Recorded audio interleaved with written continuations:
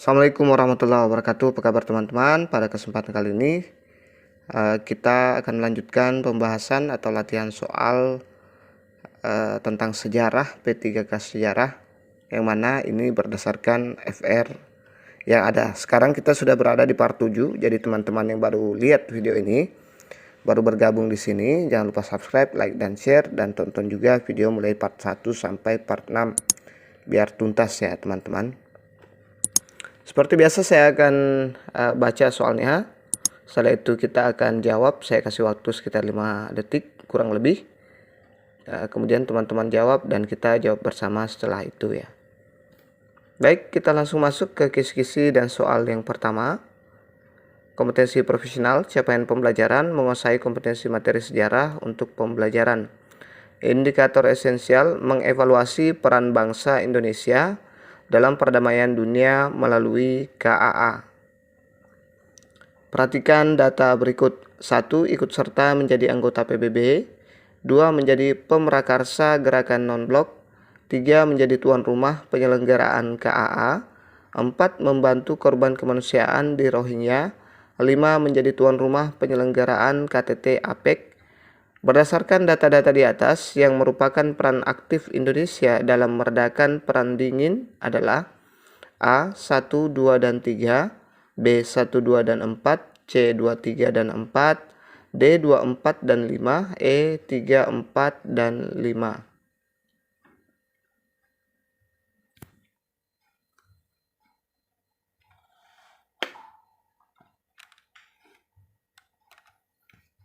Jadi jawabannya ada di option A, 1, 2, dan 3 ya. Itu dia peran aktif Indonesia dalam meredakan perang dingin. Coba kita lihat. Ikut serta menjadi anggota PBB. Yang kedua menjadi pemrakarsa gerakan non-blok. Yang ketiga menjadi tuan rumah penyelenggaraan KAA. Ini pembahasannya, peran aktif Indonesia dalam meredakan perang dingin, yakni menjadi anggota PBB, pemrakarsa gerakan non-blok, menyelenggarakan KAA atau Konferensi Asia Afrika. Kita lanjut ke kisi-kisi dan latihan soal berikutnya. Kita langsung saja di sini ya, karena ini semua sama dari part 1 sampai sekarang. Mengevaluasi peran bangsa Indonesia dalam perdamaian dunia melalui misi Garuda dan deklarasi Juanda. Itu dia indikator esensialnya. Kita lihat soalnya. Pasukan Garuda adalah pasukan tentara nasional Indonesia yang ditugaskan sebagai pasukan perdamaian di negara lain. Indonesia mulai turut serta mengirim pasukannya sebagai bagian dari pasukan penjaga perdamaian PBB sejak 1957 hingga sekarang. Bagi bangsa Indonesia, pengiriman misi Garuda tersebut untuk memenuhi permintaan PBB dan memiliki alasan yang kuat, yaitu memenuhi tuntutan alinea keempat pembukaan UUD 1945. Hal ini menunjukkan bahwa A. Indonesia dapat menjaga keamanan dunia. B. Pasukan TNI sejajar dengan pasukan dunia. C. Indonesia turut menjaga hubungan antar berbagai negara. D. Indonesia ingin memperlihatkan kekuatan dan kepiawaian TNI. E. Indonesia berkewajiban ikut menciptakan perdamaian dan ketertiban dunia.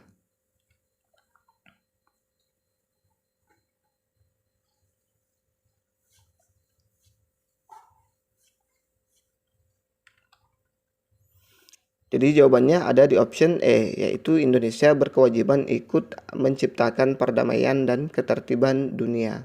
Kita lihat pembahasannya. Pengiriman pasukan Garuda ke berbagai wilayah konflik adalah sesuai dengan salah satu tujuan bangsa Indonesia, yaitu ikut menjaga perdamaian dunia dan ketertiban dunia yang termaktub dalam alinea keempat pembukaan UUD 1945.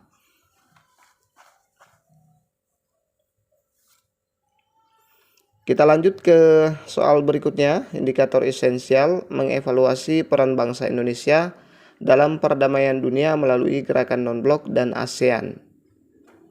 Kita lihat soalnya. ASEAN adalah Perhimpunan Bangsa-Bangsa Asia Tenggara, sebuah organisasi yang didirikan pada tanggal 8 Agustus 1967 di Bangkok, Thailand.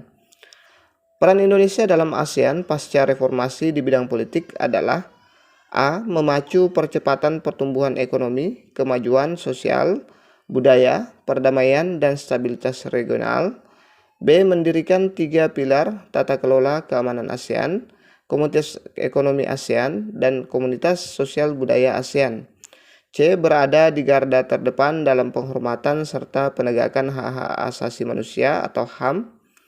D. Melakukan ekonomi pasar dengan meluncurkan daerah sebagai basis produksi pasar tunggal sehingga terbentuk ASEAN Free Trade atau AFTA.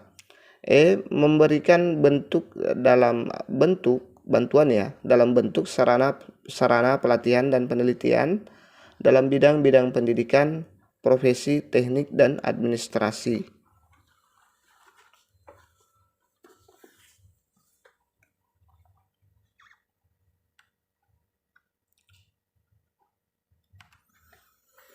Jadi jawabannya ada di option B, mendirikan 3 pilar tata kelola keamanan ASEAN, Komunitas Ekonomi ASEAN, dan Komunitas Sosial Budaya ASEAN. Kita lihat pembahasannya. Jawaban selain B merupakan peran Indonesia dalam bidang ekonomi, pendidikan, dan sosial, selain bagian B.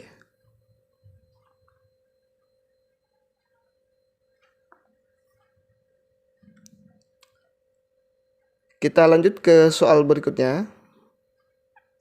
Indikator esensial mengevaluasi peran bangsa Indonesia dalam perdamaian dunia melalui OKI dan Jakarta Informal Meeting. Kita lihat soalnya. OKI atau Organization of Islamic Conference merupakan organisasi konferensi Islam yang tujuannya antara lain memajukan solidaritas Islam di antara anggota-anggotanya. Contoh peran Indonesia yang paling menonjol dalam OKI adalah A. Mengkonsolidasikan kerjasama di antara negara-negara OKI, anggota OKI, B. Berupaya menghapus adanya pemisahan rasial dan diskriminasi. C. Memfasilitasi perundingan damai MNLF dengan pemerintah Filipina. D. Menjadi tujuan rumah konferensi tingkat menteri anggota OKI. E. Membawa masalah utama penyelesaian Palestina dalam dunia Islam.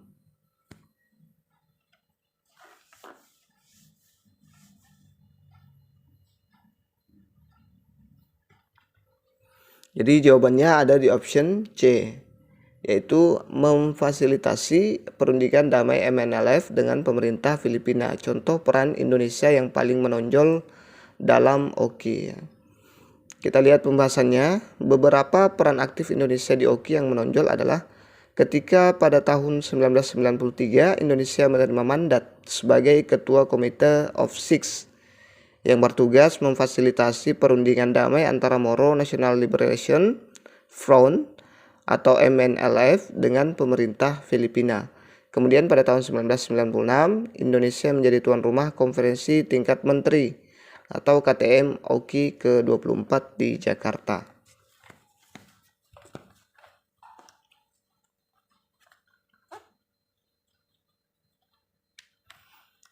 Kita lanjut ke soal berikutnya.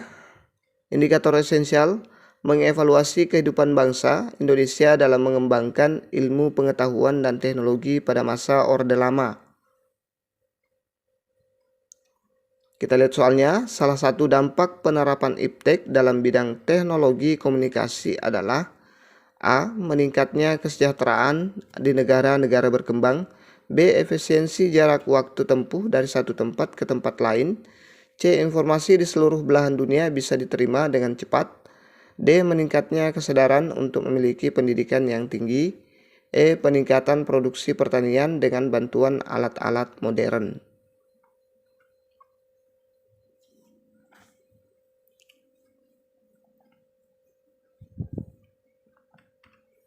Jadi jawaban yang tepat adalah option C. Informasi di seluruh belahan dunia bisa diterima dengan cepat. Itu dia salah satu dampak penerapan iptek dalam bidang teknologi komunikasi. Kita lihat pembahasannya. Penggunaan iptek dalam komunikasi tertentu bertujuan untuk membuat komunikasi menjadi lebih mudah, bahkan menjadikan dunia seperti tanpa batas. Akibatnya informasi dapat dengan cepat diterima di berbagai belahan dunia. Saya lupa ketik ya teman-teman.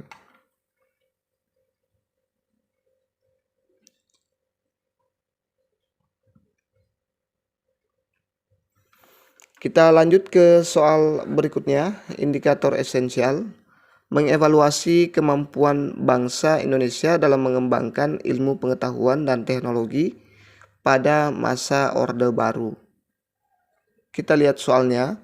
Pada masa Orde Baru dikembangkan suatu sistem komunikasi yang sangat penting untuk mempermudah komunikasi antar daerah dan berbasis teknologi luar angkasa, yakni satelit. A. Apollo 11, B. Palapa A1, C. Explorer 1, D. Palapa A2, E. Sputnik 2.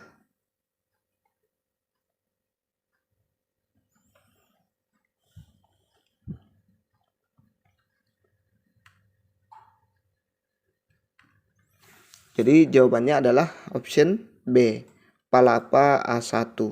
Satelit yang diluncurkan berbasis teknologi luar angkasa di Indonesia yaitu satelit Palapa A1. Satelit Palapa A2 tidak ada, Apollo dan Explorer buatan Amerika Serikat ya. Ini buatan Amerika Serikat, ini juga buatan Amerika Serikat. Palapa 2 tidak ada ya. Kalau Sputnik saya kurang paham ya. Kita lanjut ke kisi-kisi dan soal berikutnya. Indikator esensial mengevaluasi kemampuan bangsa Indonesia dalam mengembangkan ilmu pengetahuan dan teknologi pada masa reformasi. Kita lihat soalnya. Penerapan teknologi Transjakarta atau busway yang dikembangkan di Jakarta memiliki fungsi sebagai A. Gaya hidup warga Jakarta dalam mobilitas kegiatannya sehari-hari. B. Percontohan bagi penerapan teknologi transportasi bagi daerah lain.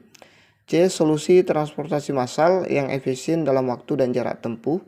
D. Penggunaan teknologi transportasi yang bagus karena buatan luar negeri. E. Bentuk kerjasama transportasi antara pihak pemerintah dengan pihak swasta.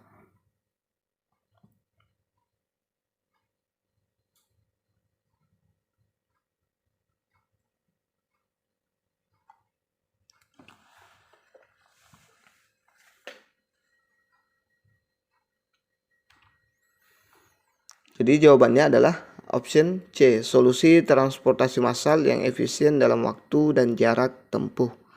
Kita lihat pembahasannya. Transjakarta dirancang sebagai moda transportasi massal pendukung aktivitas ibu kota yang sangat padat.